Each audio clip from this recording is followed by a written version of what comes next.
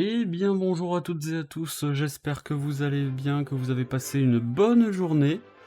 On se retrouve aujourd'hui pour découvrir un nouveau petit jeu qui est gratuit, enfin petit, c'est une façon de parler bien évidemment, qui est gratuit sur l'Epic Game Store à partir d'aujourd'hui, 17h d'ailleurs, qui est sorti à 17h. Avant toute chose, je voudrais m'excuser pour l'émission de la semaine dernière parce que le son média n'était pas enregistré. La joie, la bonne humeur, tout le monde aime. Enfin bref. Aujourd'hui apparemment ça a l'air de fonctionner. C'est plutôt pas mal. Et aujourd'hui il y a aussi quelque chose qui est pas mal. C'est qu'il y a YouTube. Bonjour YouTube.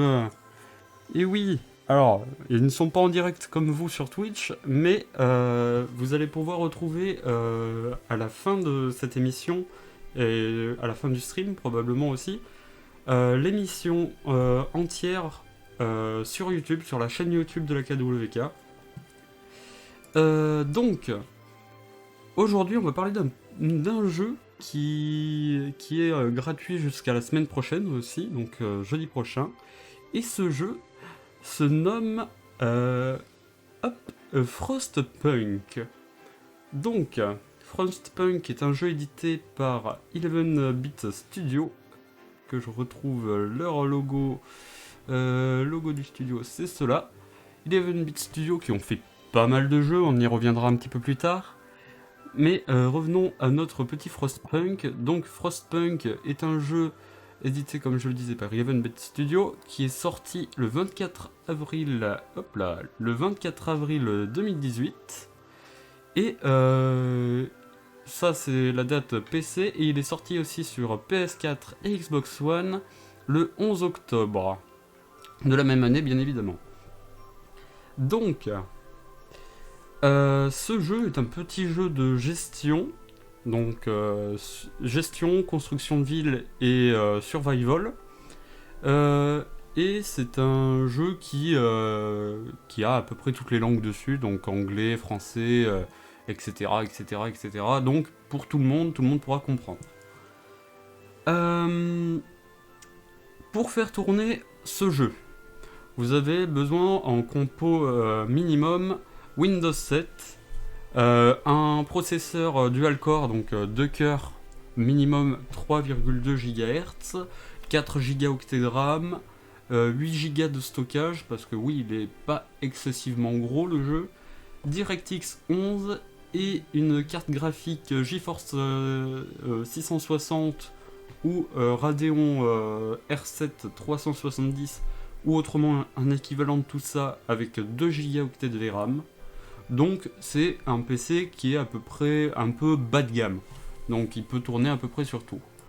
Euh, la config recommandée, ce serait toujours pareil comme processeur, donc un dual core 3,2 GHz, 8 Go de RAM au lieu de 4, 8 Go de stockage, ça ne change pas, DirectX 11 non plus, et en carte graphique, au moins une 970 ou une Radeon RX 880, ou autrement un équivalent de tout ça avec 4 Go de VRAM.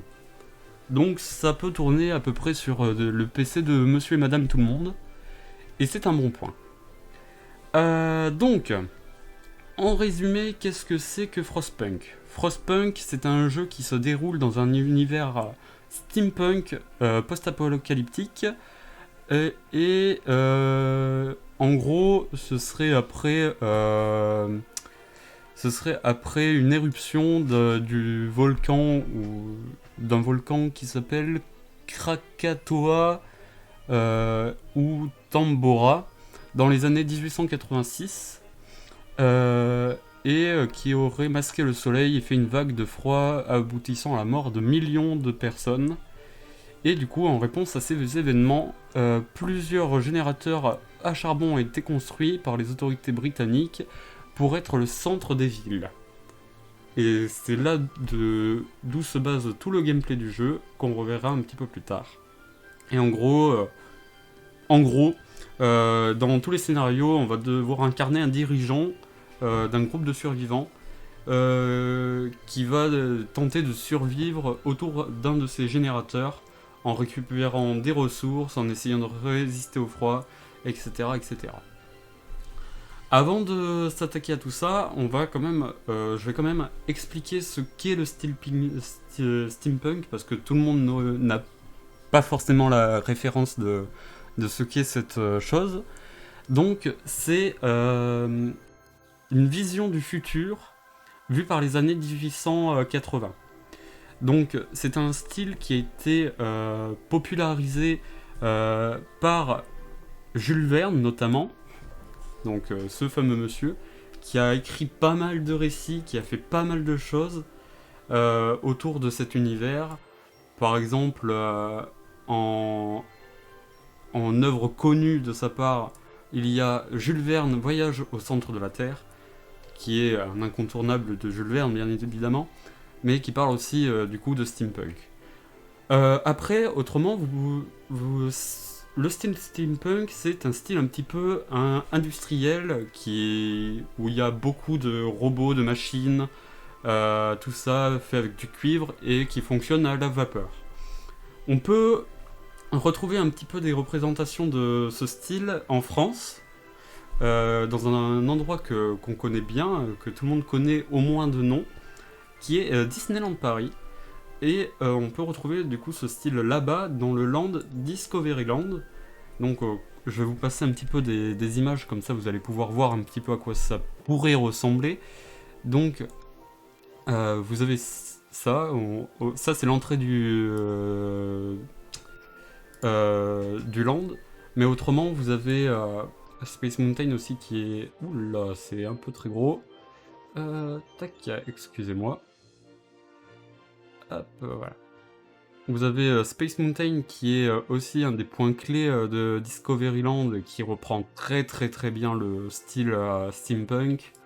Vous avez le Café Hyperion aussi, pareil, qui reprend pas mal le style steampunk. Et je l'avais pris, il me semble. Et voilà. Orbitron, lui il est trop petit. Tac, voilà. Orbitron qui est là. On peut les voir de journée si on veut, mais c'est à peu près pareil, voilà. Voilà à quoi ressemble le style steampunk. Tac.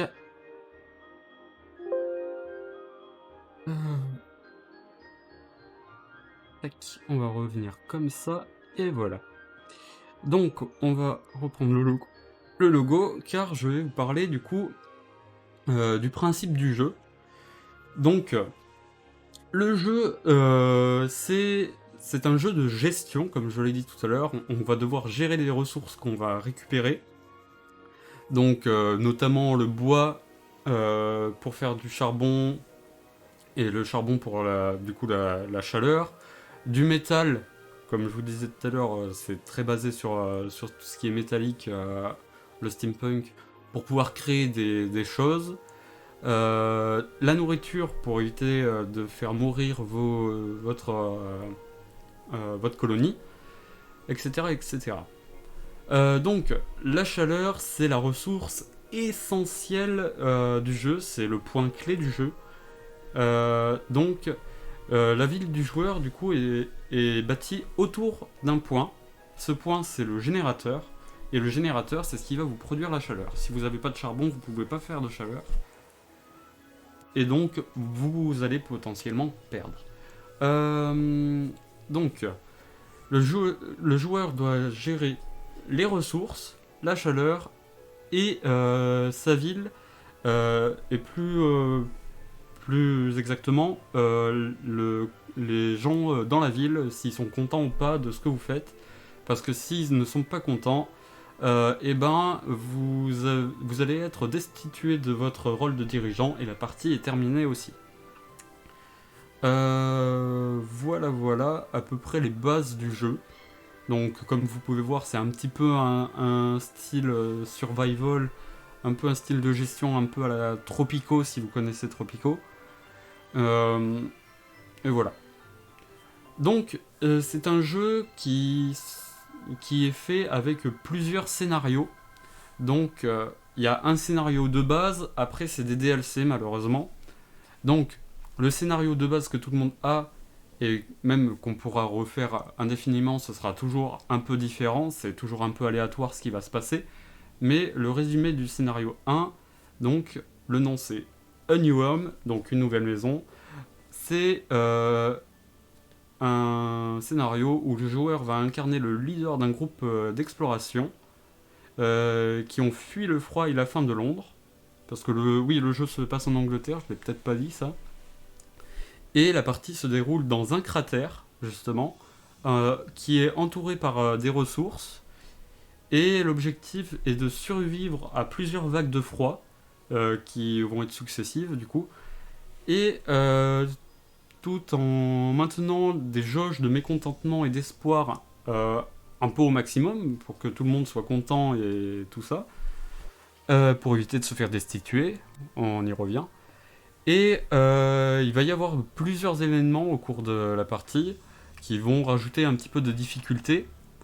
Donc des vagues de froid plus ou moins froides, des événements météorologiques qui pourront casser par exemple des appareils vitaux, jusqu'à la tempête finale qui sera qui marquera la fin de la partie, qui soit vous avez survécu très bien, vous avez gagné gagné le jeu, soit vous n'avez pas survécu à la tempête, et malheureusement c'est la fin aussi. Donc, comme on peut le voir, c'est un jeu un peu violent qui ne vous aime pas trop, il va essayer de vous tacler un petit peu à chaque fois. Mais bon, ça c'est pour le scénario 1, le scénario de base, celui qui est livré avec le jeu de base qui est gratuit actuellement sur Epic Game Store jusqu'à la semaine prochaine. D'ailleurs, petit truc comme ça pour YouTube, si vous voyez la vidéo un peu plus loin dans les jours à venir, le jeu est au prix d'environ 25-30 € sur un petit peu toutes les plateformes. Et du coup, le jeu est actuellement gratuit sur Epic Game Store. Je vais vous dire la date exacte, je ne l'ai pas en tête, je ne l'ai pas noté, je suis mauvais. Tac. Qui est gratuit jusqu'au 10 juin à 17h. Voilà, voilà. Donc, le scénario 2, The Ark, donc les arches, c'est un scénario où le joueur dirige un groupe d'ingénieurs d'Oxford et de Cambridge, et vous êtes responsable de la préservation des semences et des plantes terrestres présentes avant les éruptions. La partie se déroule dans une crevasse, comme dans le premier truc, comportant 3 bâtiments que le joueur doit maintenir à une température suffisante. Donc c'est les bâtiments de stockage des graines et tout ça. La partie se termine si les graines gèlent ou si le joueur atteint la fin du temps imparti pour réussir les objectifs. Donc ça change un petit peu. Là, on voit que c'est plus basé sur les ressources. Si on fait geler les ressources, si on tue les ressources qu'on a, le jeu s'arrête. C'est même pas si votre ville est pas contente, c'est vraiment basé sur les ressources. Et le troisième DLC, les réfugiés. Ce troisième scénario permet aux joueurs de se retrouver dans un cratère assez similaire au scénario principal, encore une fois dans un cratère du coup. Le but ici est de gérer l'ensemble des réfugiés qui arrivent dans la ville et les vagues de froid. Tout est maintenant l'espoir tout en maintenant l'espoir et limitant le mécontentement. Putain, je vais y arriver à parler un jour peut-être. À la fin de la partie, le joueur doit faire face à une arrivée de nobles dans la ville et empêcher le conflit social pour terminer le scénario. Voilà. Le but, donc, à ce que je comprends, c'est d'avoir un maximum de personnes qui arrivent dans la ville tout en gardant le mécontentement et l'espoir. Voilà. Et on arrive à gagner quand il y a le roi, le noble, etc. qui arrivent dans la ville. Et le dernier, la chute de Nid d'hiver, qui est sorti un peu plus tard que les autres. Les autres étaient sortis en même temps que le jeu. Donc la chute de Nid d'hiver est sortie le 19 septembre 2018. Et c'est un scénario qui se déroule dans la ville de Nid d'hiver, qui est une ville détruite par la mauvaise gestion des anciens dirigeants. Et donc il va falloir nettoyer les ruines, rétablir l'espoir, tout en continuant à lutter contre le froid qui va arriver comme dans le scénario principal. Au milieu de partie, il va y avoir un petit truc bien sympathique, c'est que le générateur va casser et il va falloir s'occuper du coup du générateur, le réparer au plus vite pour éviter que la ville soit perdue. Voilà. Et le joueur, s'il n'arrive pas à faire ça, il va devoir abandonner la ville et s'occuper de l'évacuation de tous les habitants en essayant de limiter la casse. Voilà du coup pour la base du gameplay, la base du jeu. Et du coup, il y a plusieurs modes, à part les modes histoire qu'on vient de voir, il y a le mode sans fin, qui est arrivé aussi un petit peu plus tard dans le jeu, qui est arrivé exactement à la version 1.3, si je dis pas de bêtises, je vais aller lire, 1.3.0, voilà c'est ça. Le mode sans fin, est donc, comme le nom l'indique, n'a pas de fin, et reprend du coup les bases du scénario numéro 1. Donc ça veut dire que le joueur va devoir gérer ses habitants, le mécontentement et l'espoir, tout en essayant de gérer aussi les vagues de froid qui va arriver. Donc voilà, c'est en gros la base du 1 sans la tempête finale. Il y a plusieurs modes de difficulté aussi dans ce jeu. Donc il y a 4 niveaux de difficulté. Facile, moyen, difficile, extrême. Des modes de base quoi. Et c'est des modes à choisir avant de commencer une partie parce qu'on ne pourra pas la choisir pendant la partie. Il est possible aussi d'ajuster la difficulté selon certaines choses, par exemple les besoins des citoyens, l'économie, la météo, les comportements de la communauté, etc. etc. Enfin bref, plein de micro-gestions qu'on peut gérer, où on peut gérer la difficulté une à une. Plus la difficulté est élevée, plus les événements vont être fréquents. Ça va être des éléments aléatoires comme d'habitude, mais ils vont être de plus en plus fréquents. Et les vagues de froid seront aussi plus fortes, pour un petit peu mettre plus de difficulté, bien évidemment. Il est aussi possible d'opter pour le mode survie, qui ajoute encore un niveau de difficulté supplémentaire, car en gros c'est un mode extrême où on ne peut absolument pas sauvegarder. Les sauvegardes se font que par du coup les sauvegardes automatiques, et c'est, si je dis pas de bêtises, environ toutes les 30 minutes. Donc en gros, si vous mourrez, vous retombez 30 minutes en arrière. Sympa, mais du coup c'est un peu plus compliqué. Maintenant qu'on a parlé du gameplay, on va parler un petit peu du jeu. Donc le jeu, lors de sa sortie, il a atteint les 250 000 copies vendues en moins de 72 heures uniquement sur PC. Donc très très bon point pour 11-Bit Studios, qui ont cartonné dès le premier jour. Et un an après la sortie du jeu, il s'est écoulé plus d'1,4 million de copies sur PC. Donc vraiment, c'est très très grosse vente. Ça a été un très très gros carton pour l'entreprise.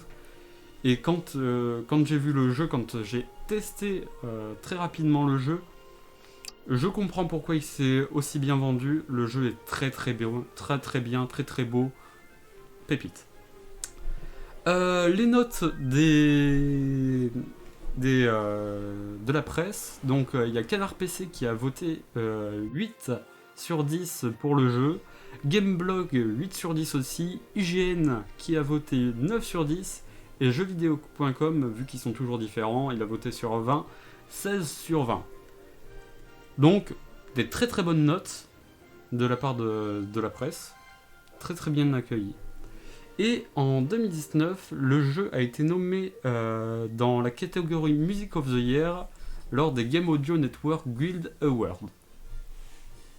Et ça se comprend aussi parce que les musiques du jeu, on verra tout à l'heure, elles sont magnifiques. Donc, maintenant on va parler un petit peu de Eleven Studio. J'ai pas eu énormément de temps pour aller chercher des trucs sur eux. Mais ils ont fait plusieurs jeux avant Frostpunk. Ils en ont fait 7 exactement avant Frostpunk. Et du coup, on va voir un petit peu ce qu'il y a. Donc, leur premier jeu, ce fut Anomaly Warzone Earth. Donc, je sais pas si je le prononce bien ou non. C'est un jeu qui a été sorti en 2011. Et c'est un petit jeu de plateforme. De plateau, pas de plateforme. Qu'est-ce que je raconte? Ensuite, il y a eu Funky Smugglers qui est sorti en 2012 par les mêmes studios. Je ne sais pas trop ce que c'est que ce jeu, je n'ai pas trouvé grand chose. Après, vous avez Sleepwalker Journey qui est sorti en fin 2012, début 2013. C'est un petit jeu de plateforme, cette fois-ci, un petit peu à la Mario, à la Rayman, etc.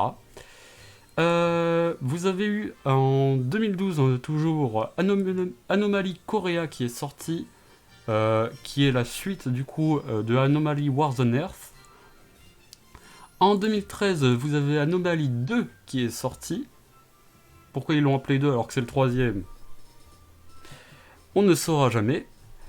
Vous avez eu This War of Mine qui est sorti, qui est un jeu de plateau, qui est un jeu de gestion de plateau, etc. Qui est sorti lui en 2014. Vous avez Anomaly Defenders, qui est le dernier bébé de la série des Anomalies, qui est sorti lui aussi en 2014. 2014? Oui, c'est ça. Et en 2018, du coup, vous avez eu Frostpunk qui est sorti et qui a fait le carton. Voilà. Et du coup, revenons-en un tout petit peu à 11-Bit Studios. 11-Bit Studios est un studio qui a été créé le 7 octobre 2010 et ils sont basés à Varsovie en Pologne et du coup c'est un studio de développement. Voilà. Petite anecdote aussi de développement du jeu de Frostpunk. Le jeu avait été annoncé en août 2016 et les développeurs prévoyaient une sortie en fin 2017, mais elle a été repoussée au 24 avril 2018 parce qu'ils n'avaient pas eu le temps de terminer le jeu. Voilà un petit peu l'histoire du jeu, l'histoire un petit peu des studios. Et maintenant qu'on sait tout ça, on va aller faire un petit peu un test du jeu, hein. On va aller in-game, découvrir un petit peu le gameplay. Hop, on va couper ça. Tac, le jeu vient par là. Et on le lance.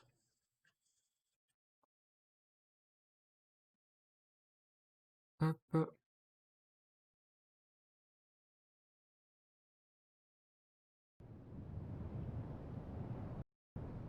hop là. On change ça.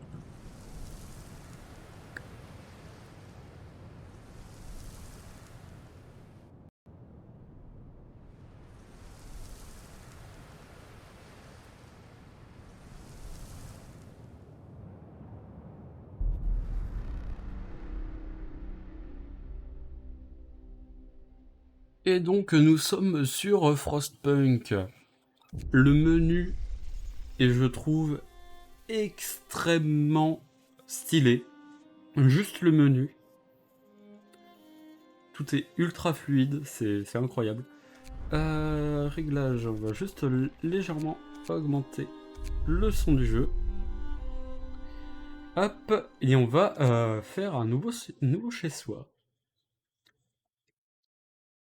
Alors, vous pouvez construire un dortoir sur une tente existante. Beaucoup d'autres bâtiments peuvent être améliorés de cette manière.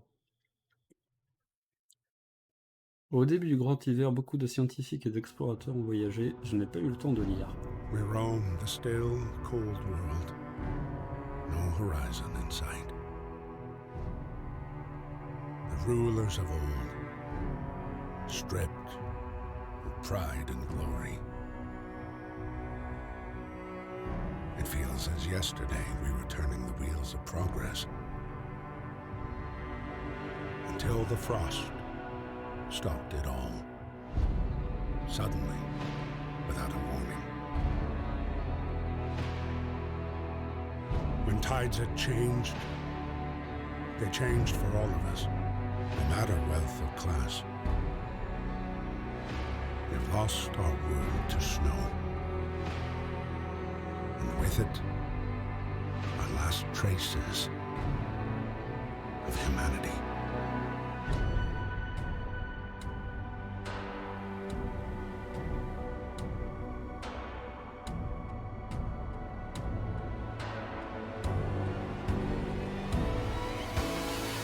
We bid farewell to plenty. And for those who remained, came the time to adapt. We decided to leave our homes and head north. We roamed for weeks, maybe months, leaving behind all the things we once believed had made us. It was hope that pushed us forward. Slowly, step by step. We knew the cost of our journey, and we paid the price 100 times. Finally, the time has come to build the last city on Earth.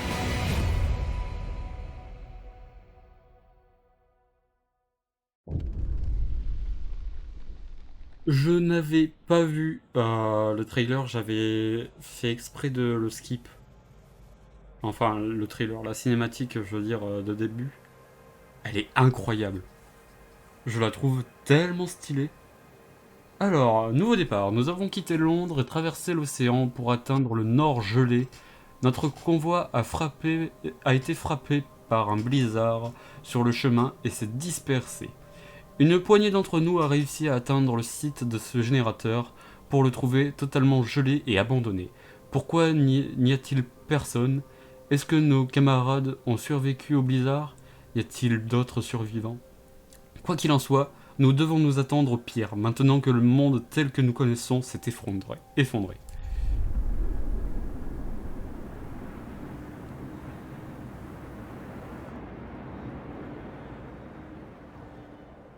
Y a rien à dire, le jeu est magnifique. Affronter le froid. Nous devons faire fonctionner le générateur. Il fournit de la chaleur et de l'énergie pour les autres bâtiments. Sans lui, nous allons mourir de froid. Faites des réserves de charbon et relancez le générateur. Ok. Et ça se déplace comme ça. D'accord. Alors là, du coup, affrontez le froid, faites des réserves de charbon. Ça c'est quoi? Pile de charbon. Nécessite au moins un travailleur. Caisse de bois. Alors je n'ai pas de travailleur apparemment.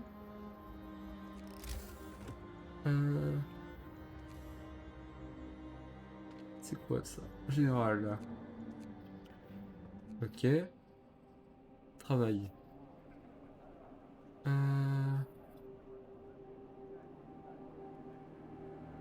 Je vais peut-être me mettre en pause juste 2 secondes pour essayer de comprendre un peu le jeu.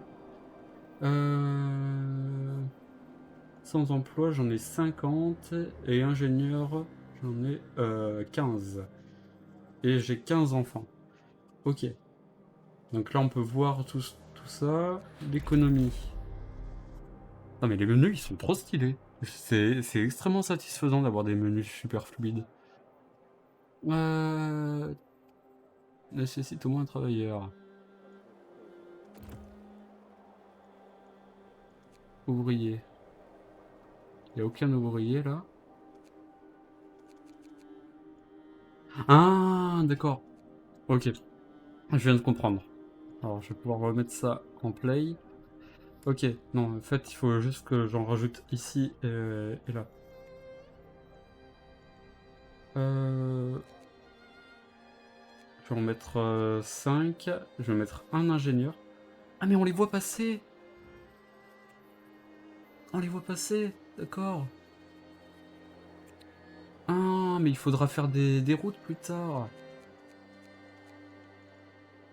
On va mettre 5 ici. On va refaire des trucs ici aussi. Alors là, je suis en train d'assigner pas mal de gens de partout pour faire le générateur. Qu'est-ce que c'est que ça? Du métal. Et ça, c'est du bois. Ok. 80 sont sans abri. Ouais, ça, il faudra que je le fasse rapidement. Du bois, du bois. Est-ce que j'ai récupéré tout le charbon? Non. Hop. Prendre du bois. Et du coup, pour le charbon, je vais mettre un de plus à chaque fois en ingénieur.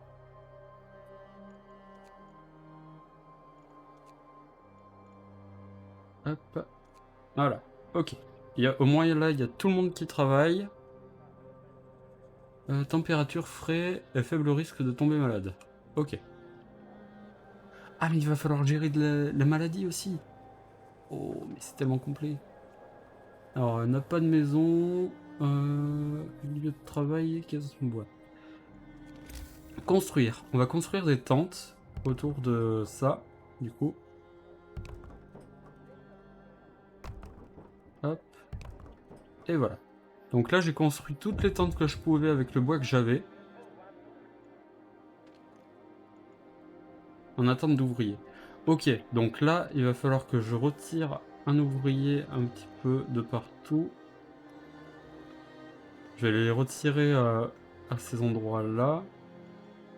Parce qu'il nous faut plus de charbon qu'autre chose.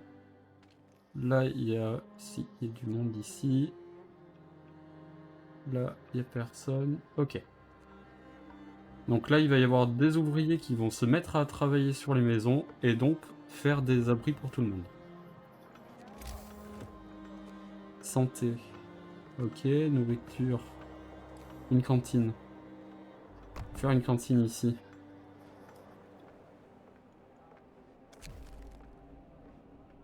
Nous avons beaucoup de travail et pas assez de bras pour l'accomplir. Une solution rapide consiste à mettre nos enfants à la contribution.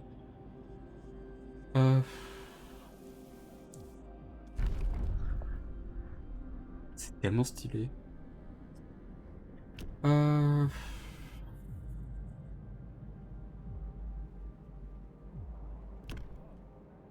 Les enfants seront hors de danger s'ils restent dans les abris durant la journée et seront pas de bêtises.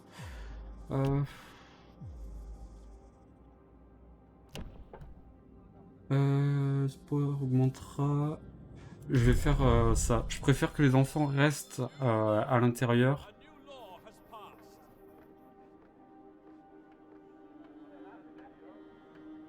Alors, les enfants pourraient faire quelque chose d'utile quand ils sont dans l'abri, mais qu'est-ce qu'ils vont faire toute la journée à regarder la neige tomber? Ouais, mais je préfère avoir plus d'espoir que... que ça, putain. Je préfère préserver les gosses. Comme ça, quand ils grandiront, ce sera bon.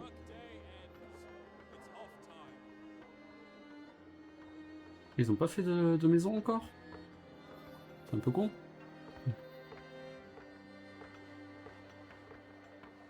C'est trop stylé par contre les passages dans la neige du coup.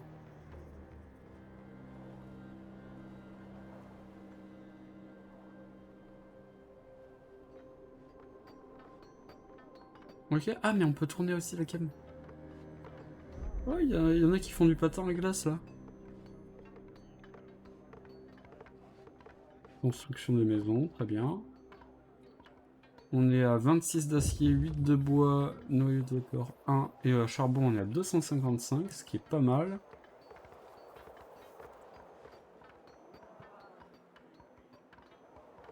Construisez un abri pour enfants.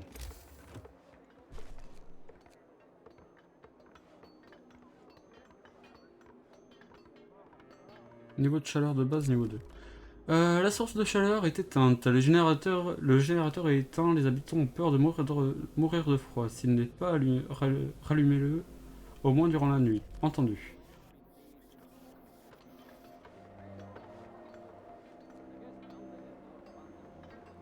Donc là il est 20h. Là il y a tout qui commence à s'allumer. Je pense que l'allumer serait pas mal. Nourriture. Le générateur fait un bruit rassurant et fournit de la chaleur, mais nous ne devrions pas tenir cela pour acquis. Si le générateur cesse de fonctionner, la ville mourra. Faites attention aux réserves de charbon. Pour ce qui est des vivres crus, la ville ne tiendra pas longtemps si les citoyens n'ont pas à manger. Vous devez trouver un moyen d'obtenir des vivres crus et construire des cantines pour préparer le repas. Ok, la cantine, moi, elle est prête. Moi, la cantine est prête.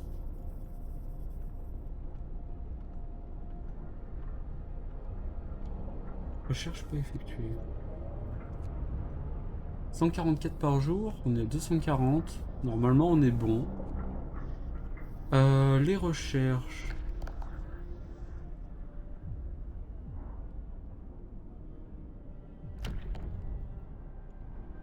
Ça.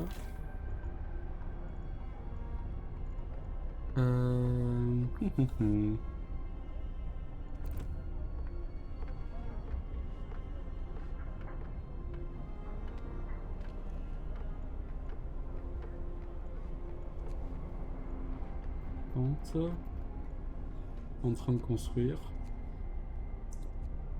Et il y en a 10 qui peuvent être dans les tentes. D'accord, trop bien. Dit en bois, et je n'ai plus de bois parce que les gens... Ah oui d'accord, les gens sont arrêtés de travailler, c'est normal. Donc là il fait moins 20 degrés et ils sont à côté de ça pour être bien. Il y en a encore 40 qui n'ont pas de maison, malheureusement.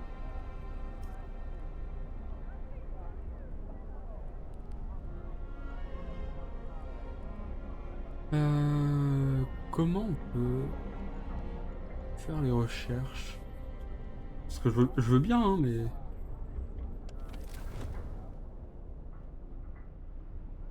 Ouais, on est plutôt propre. On est plutôt bien. On est plutôt très bien.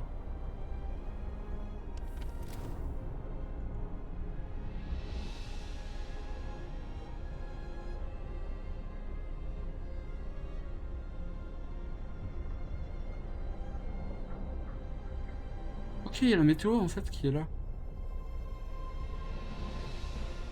Merde. Il y a une vieille qui est malade. Il y a une vieille qui est malade, c'est pas cool ça.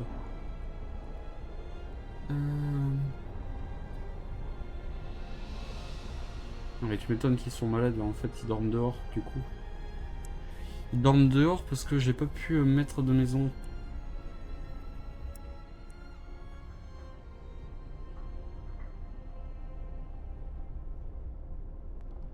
On va attendre qu'il fasse 7 heures. À 7 heures, je vais couper le générateur, je pense.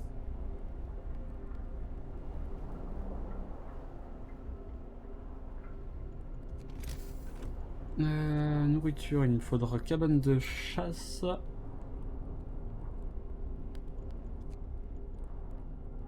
Après, il me faudra dépôt de ressources, poste de collecte, technologie, atelier. Laboratoire équipé avec tout ce dont un ingénieur a besoin pour concevoir des bâtiments, des technologies, des améliorations. Ok, donc ça va être ça. Construire une rue.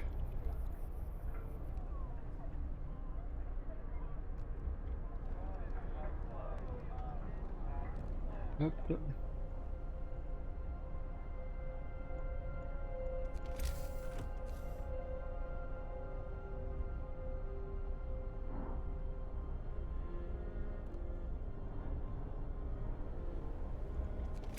Je vais essayer de faire un truc pas mal pour les routes.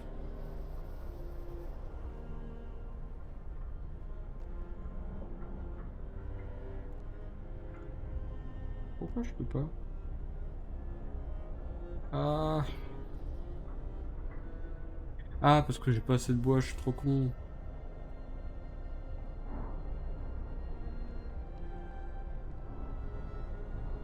Une nouvelle journée qui commence, on retourne travailler, c'est la vie. Il y en a 4 qui sont malades. Se repose et va se reposer. Ok.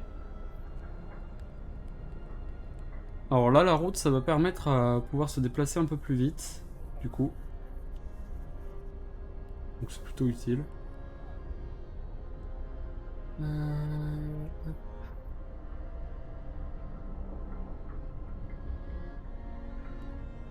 Vous retournez tous travailler. Ok.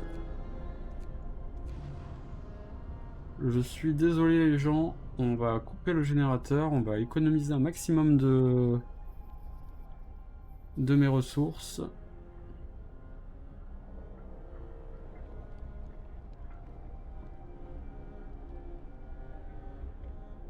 Le soleil qui revient.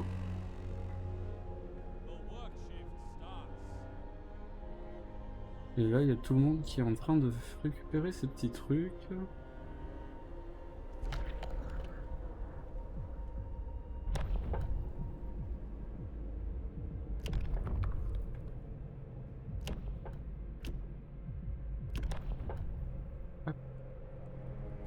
Pour le moment, j'adore le jeu. L'esprit du jeu, les graphismes et tout, il est magnifique.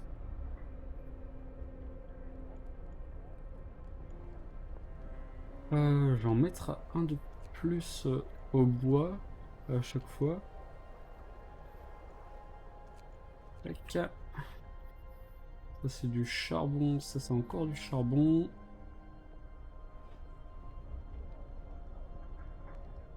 On va laisser comme ça.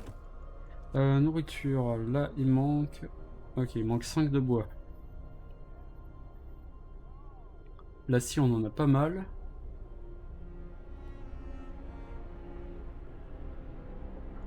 Il y a 40 encore qui sont sans abri. Je suis désolé les gens, mais on va d'abord faire la nourriture.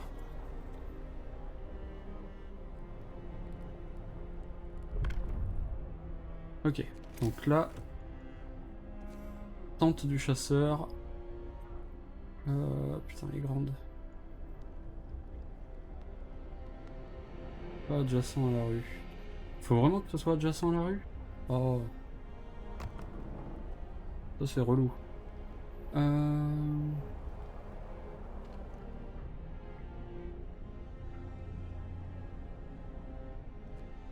Il met du temps à s'étendre le générateur.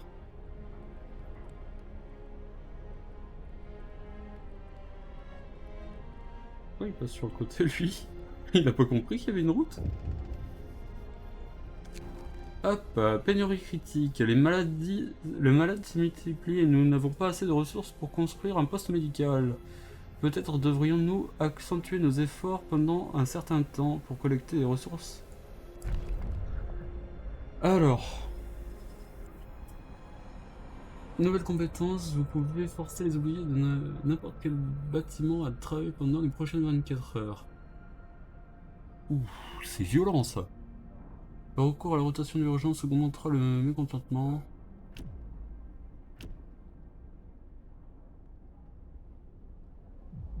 J'ai pas envie de la signer celle-là. J'ai pas envie du tout de la signer.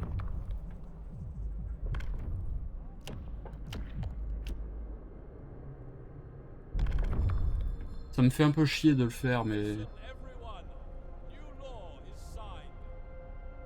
Travaille encore et le travail jusqu'à mourir. Des rotations de 24 heures, c'est ridicule, mais on n'a pas le choix. Je suis désolé, je voulais pas. Je voulais pas du tout.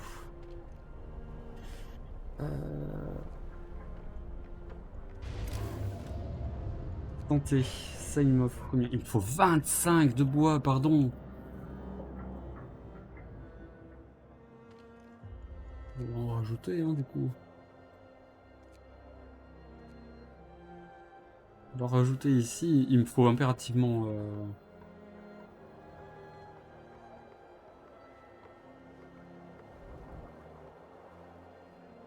Le générateur est à l'arrêt, il est 14 h. Rotation de nourriture, nourriture crue.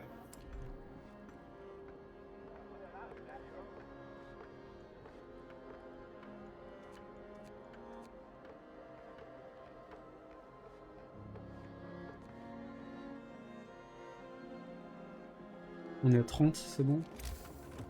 Hop, santé, on va pouvoir en mettre un. Ah non. Ah non, c'est pas rigolo ça.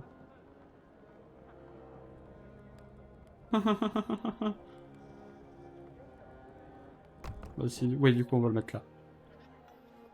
Ce sera un petit peu plus froid, mais c'est pas grave. Osef.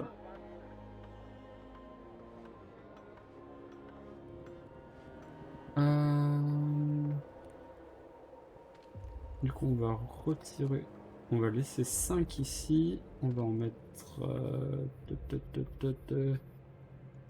moins un là. Et du coup, on va pouvoir mettre ici 1 et 3 là.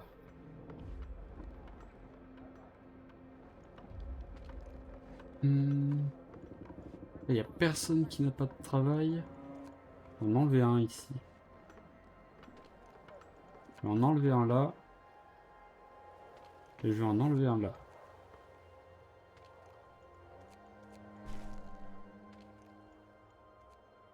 Hop.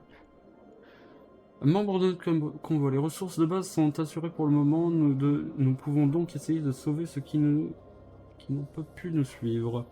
Construisez une balise, explorez l'étendue et sauvez autant de survivants de notre expédition que possible. Vous allez avoir besoin d'un atelier pour créer les plans nécessaires. Ok. Donc là, il va falloir que je construise un abri pour enfants et un atelier.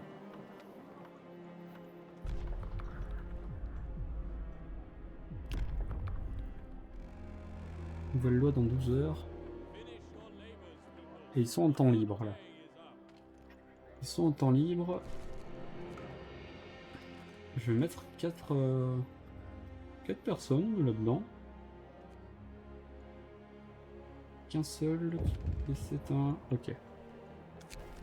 Pas de toit sur notre tête. Capitaine, le manque de logement inquiète raison de bon nombre de nos citoyens. Ceux-ci tombent malades à force de dormir dehors par ce froid terrible. Il y aura une de chercher sur le sujet. Oui.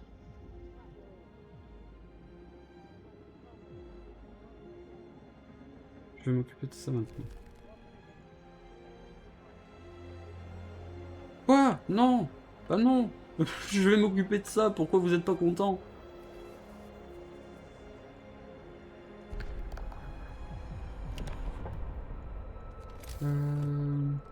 Est-ce que je peux reprendre? Oh! Ah ouais, c'est trop bien ça.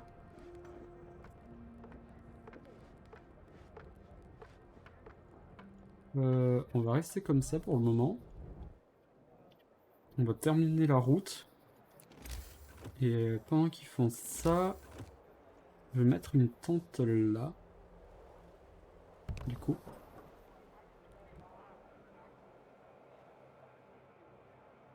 On va pouvoir construire une tente, ce qui est pas mal. La sagesse de la foule. Capitaine, quand vous faites face à des exigences, n'oubliez pas, le peuple souhaite généralement la solution la plus rapide, pas forcément la meilleure. Vous n'avez pas à accepter tout ce qu'il demande, vous pouvez régler les problèmes à votre façon.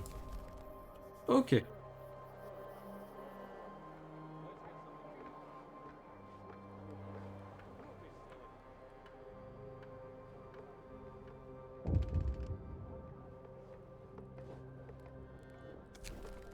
La source de chaleur est éteinte, oui.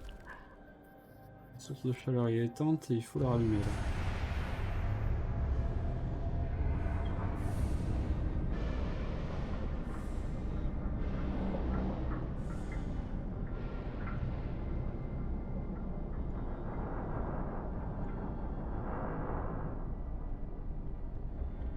Ok, donc là ça se met à chauffer. Et donc là, si je vais là... Ouais, nickel. Ça chauffe bien la dernière maison.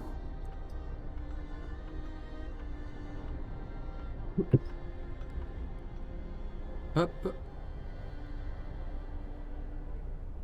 On va laisser passer la nuit. Et au moins la prochaine journée, on pourra faire un truc sympa.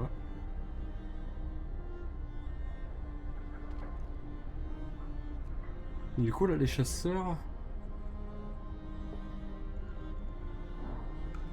Ok, les chasseurs trouvent 4 par jour. Ok, nickel. Et niveau charbon, on est plutôt bien. Et ben, je pense qu'on va sauvegarder ici.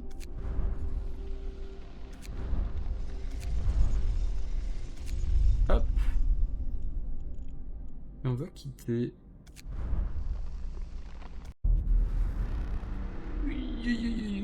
Et ben, le jeu, je le trouve incroyable. Il est fou. Le gameplay est très simple à prendre en main, très facile à comprendre. Le jeu graphiquement est beau. Et putain, mais les musiques, quoi, les musiques. On s'en lasse pas. Hop, on va retourner ici 2 petites secondes. Donc, merci à tous d'avoir regardé cette émission. Merci à tous ceux qui sont passés sur le stream. N'hésitez pas, Twitch comme YouTube, à regarder, c'est de ce côté, à réagir sur Twitter avec 4WK, un jeu gratuit, pour nous dire ce que vous avez pensé de l'émission, qu'est-ce qu'on pourrait améliorer sur l'émission, etc. Sur ce, moi je vous dis, l'émission ça s'arrête ici aujourd'hui, mais par contre le live ne s'arrête pas pour autant.